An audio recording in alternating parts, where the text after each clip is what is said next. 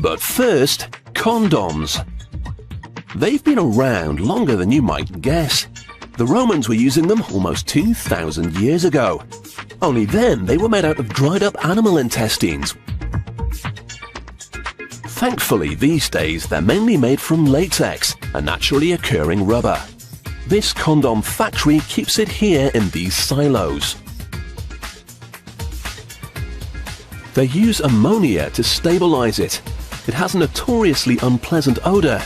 Fortunately, it's not present in the finished product. 1,000 glass molds go round on an endless loop. They've just been washed and are about to be dipped into the latex.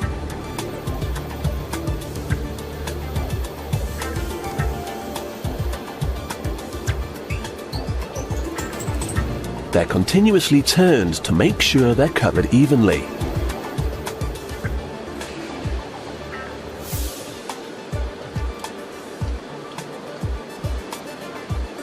Although they might look the part already, the material is actually thinner than a human hair. And after a quick dry, you can hardly see them. So the molds go in for the second dip.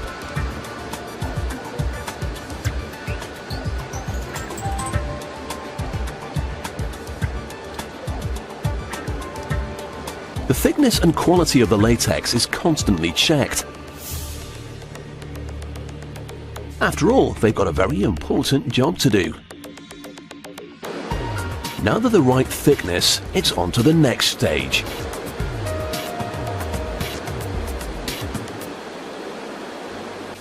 This spinning brush rolls down the tops of the condoms to give them a rim.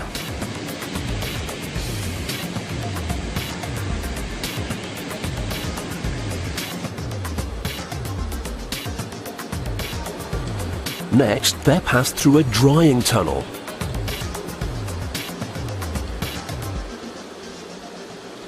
The drying process makes them more elastic, so they can be stretched further without breaking.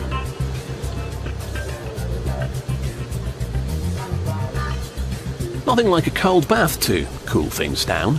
80,000 condoms per hour are removed from the molds by water jet.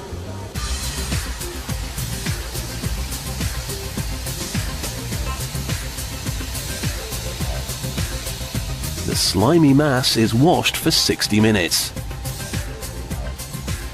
For obvious reasons, they have to be completely sterile.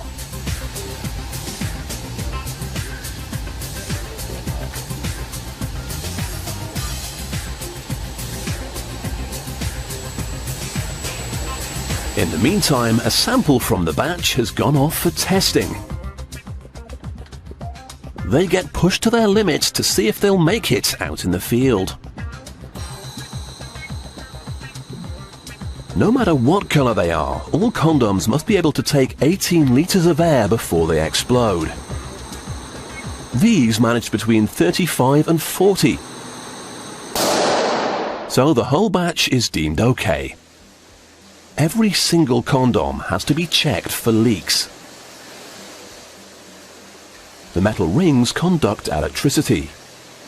If the condoms are airtight when they're dipped into the water, the electricity will stay inside.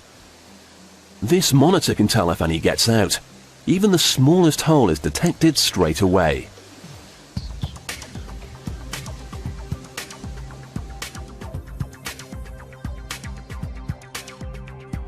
Once they've passed, they're off for packaging.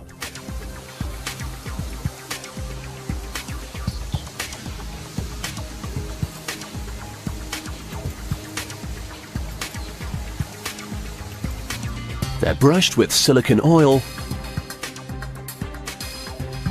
and rolled up.